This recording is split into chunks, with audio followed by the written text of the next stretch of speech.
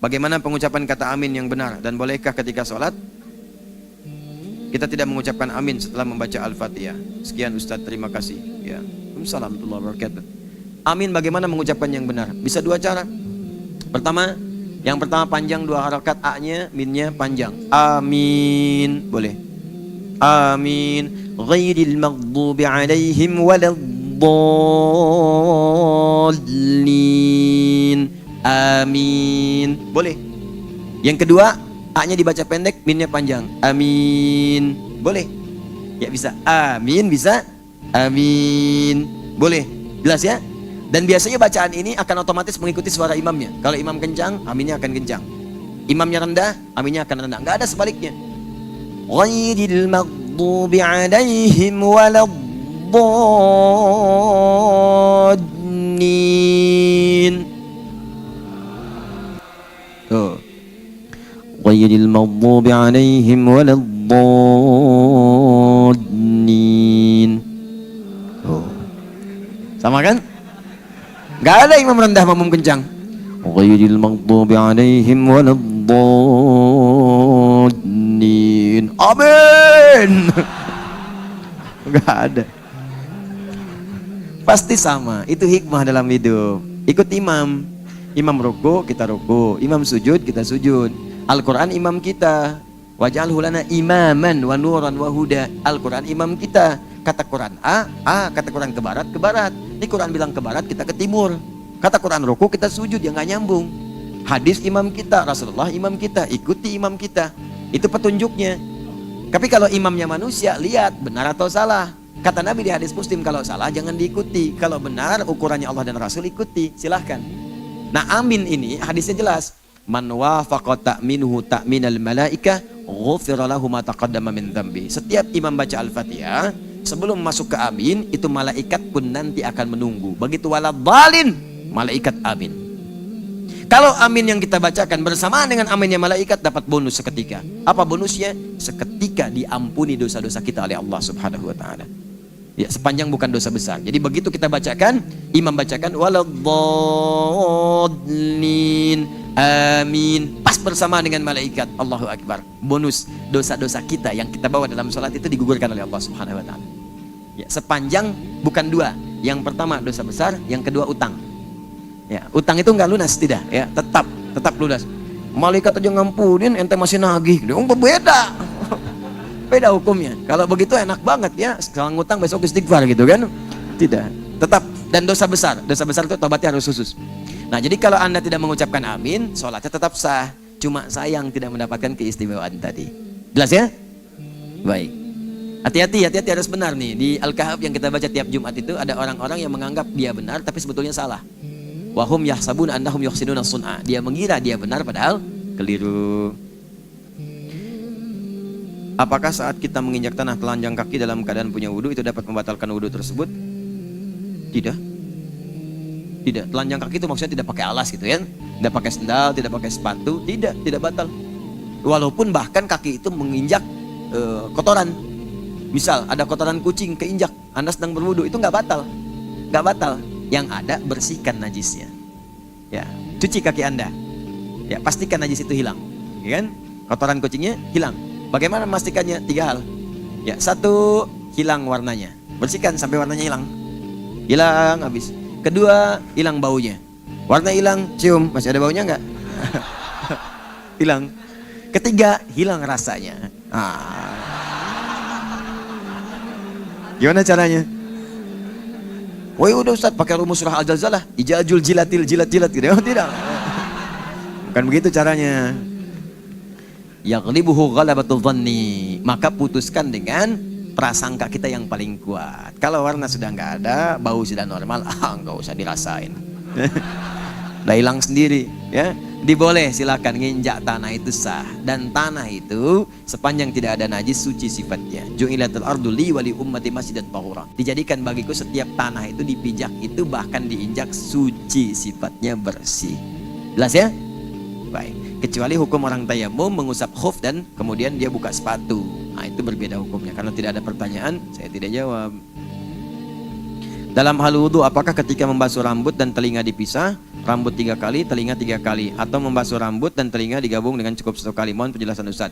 Yang pertama, bukan basuh rambut, tetapi mengusap kepala, mengusap. Kalau basuh rambut, wah, itu yang sulit.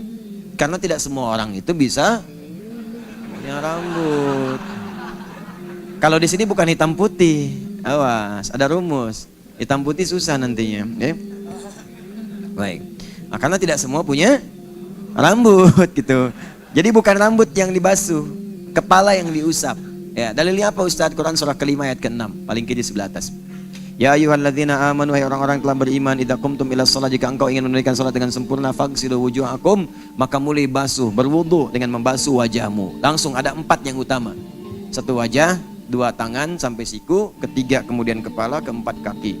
Kan kemudian wa aydiyakum ilal marafiq wamsahu bi ru'usikum wa arjulakum ilal ka'bain. Yang lain tambahan sunnah. Jadi kalau ada airnya terbatas, 4 dahulukan ini.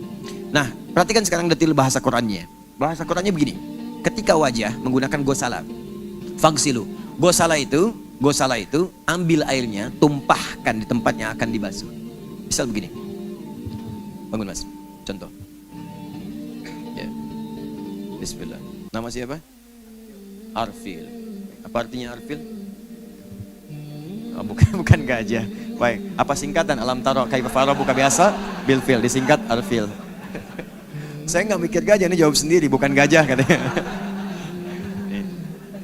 Pegang ini. Nah, ya, tahan.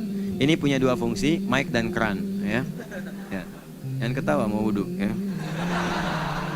Jangan ketawa.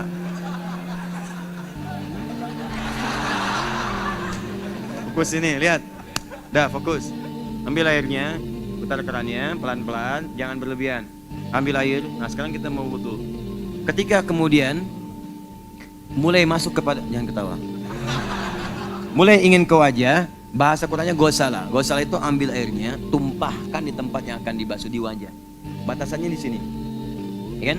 Nah, ini sampai kening ke sini, ke bagian muka, dengan ditambah di bagian bawah telinga sedikit di sini. Ya. Di sini ya. Jelas? Baik, saya berbalik lagi, ambil, tumpahkan di sini. Ya. Kemudian lihat 2 jemari ini, yang telunjuk menyapu di ujung mata ini. Tuh, untuk menghilangkan kotoran-kotoran. Yang jempol menyapu di bawah telinga di sini. Ya. Tadi sampai ke dagu di sini. Yang ada janggutnya di selai-selai begini. Dasnya, yang tidak ada janggut, nggak usah maksa. Ya, ingat, nggak usah maksa. Karena sunnah itu, Arfil, sunnah berjanggut itu maksudnya merawat kalau dia ada janggut, bukan menumbuhkan. Kalau memang tidak ada pun, nggak apa-apa. Nggak harus beli arang timun gini-gini, tidak. Ya, cukup ya, Arfil. Jadi kalau sudah ada seperti begini dirawat, dirapikan, dibaguskan. Jelas ya? Baik, ini bagian pertama. Nah, kemudian tangan sampai siku. Tangan ini di sini, jari sampai siku. Yang disebut tangan dari ujung jari ini sampai ke sini. Yadun namanya, yad. Jelas? Ini asabi', jari-jari. Ini kaf. Ini rusghun. Yang ini sa'id. Yang ini mirfaq, namanya marafiq. Kenapa saya sampaikan ini? Karena dalam fikih ibadah itu lengkap sekali. Ketika kita menunaikan sholat, itu disebutkan yang kanan menutup yang kiri, kaf. Ini, yang ini kaf disebutkannya, menutup di punggung yang kiri, begini. Rusgun ala rusgin, boleh yang kedua. Ini pergelangan ke pergelangan, begini. Boleh. Sa'id ala sa'id, ya, kaf ala sa'id. Ini ke sini, boleh. Tapi tidak boleh sakemirfak. Dalam sholat gak boleh ke sini. Kata Nabi, jangan engkau bersedekap seperti orang sombong. Ya, sombong. Jadi kan kalau sedang ada proyek, gini kan, lihat tuh. Nah. Tapi kalau sedang sholat nggak bisa seperti itu. Jadi tetap di sini. Jelas ya? Hati-hati karena kadang-kadang kan kalau Anda sedang liburan di puncak, sholat subuh gitu kan, kadang-kadang kan ada begini ya. Ini cukup sampai sini saja. Nah, dalam wudhu sampai sini batasnya. Ilal marafiq mirfaq, dibasuh dari sini. Nah, dan tolong perhatikan dengan jeli ya, dengan jeli. Bahasa Al-Qur'annya Allah berfirman, wa aydiyakum ilal marafiq, ila harful ghayah, menunjuk pada ujung tujuan. Ana adhab min Bandung ila Bekasi. Saya akan pergi dari Bandung ke Bekasi. Baik, berarti saya berangkat dari mana? Bandung. Berhenti di mana? Bekasi. Ila, itu pakai ila. Bandung, min Bandung, ila Bekasi, ke Bekasi. Berarti tujuan akhirnya Bekasi. Berarti saya berangkatnya dari Bandung ke Bekasi, dan bukan ke Bekasi dulu baru ke Bandung ke Bekasi lagi. Ya, bukan begitu caranya. Karena itu ketika kalimat wudu menggunakan kata ila marofik sampai ke siku, artinya dimulai di sini sampai ke sini. Itu pentingnya belajar bahasa tuh. Ya, makanya saya itu tidak menyalahkan ya, tapi menurut saya kurang tepat kalau ada yang berwudu dari sini dulu ke bawah. Ya, dari siku turunkan ke bawah. Yang benar itu dari sini ke siku dan dibalikin lagi seperti ini. Ya, diratakan, lebihkan sinarnya, ratakan. Hikmahnya pun jelas di hadis Muslim, orang yang berwudu itu bersamaan dengan jatuhnya air wudunya, maka jatuh pula dosa-dosanya. Maksud jatuh dosanya itu dia beristighfar, dia bertobat dengan pekerjaan tangannya ini. Makanya setelah wudu kita membaca doa tobat. Asyhadu an la ilaha illallah, asyhadu anna Muhammadar Rasulullah. Allahumma ja'alni minat taubat. Ya Allah, jadikan aku termasuk orang tobat. Kenapa kok baru wudu tapi tobat? Tobat itu kan memohon kepada Allah untuk dibebaskan dari kesalahan, ya kan? Makanya ketika Anda berwudu, Anda sadari ini salah apa tangan ini. Dan yang paling banyak berbuat salah kan jemari. Makanya dimulai dari sini. Itu hikmahnya. Ada ilmu hikmah. Dimulai dari sini. Bikin status kan pakai ini. Bikin status. Gak ada orang bikin status pakai ini. Ya kan? Ya kan? Tuh. Ya. Ngambil sesuatu pakai ini. Tuh. Makanya dimulai dari sini. Kemudian balikan ke sini. Nah, setelah ini selesai, wamsahu biru'usikum. Usap. Bukan basuh. Beda kalimatnya. Kalau ghasala, ambil air, tumpahkan.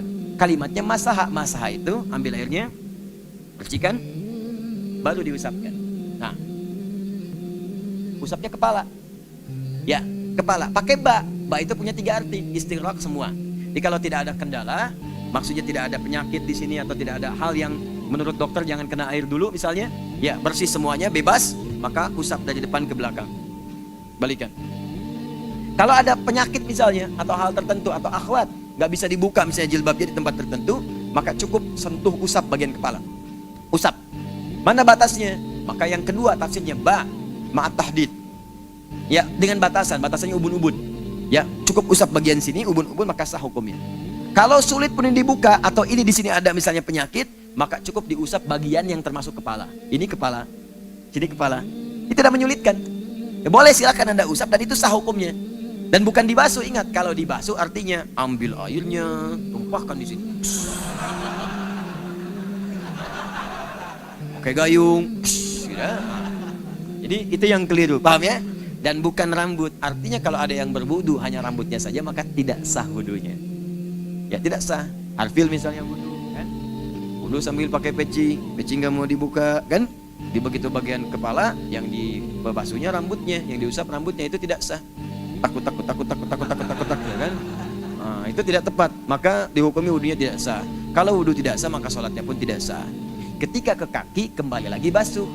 Wa arjulakum, ya wawunya ataf, arjula nasabnya kembali sama dengan yad. Fatah, aidiakum a, arjulakum a, artinya ambil lagi airnya, kemudian ditumpahkan ke kaki, baru dibasuhkan. Ya, diusap sampai selesai, sampai kemudian disempurnakan. Batas maksimalnya 3 kali. Bukan harus 3 kali sempurna, tidak. Maksudnya kalau sekali sudah rata cukup. Kalau belum 2 kali. Ya, kalau belum juga 3 kali. Faman zada faqad asa Abul Qasim. Kalau berlebihan dia bermaksiat kepada Nabi. Ya, dia 3 kali itu dipahami bukan semua harus 3 kali, tidak. Belajar fikihnya yang ngajinya yang betul, sempurnakan dulu ngajinya. Di 3 kali itu untuk menyempurnakan basuhan sampai merata keseluruhan. Jelas ya? Baik. Paham sampai sini?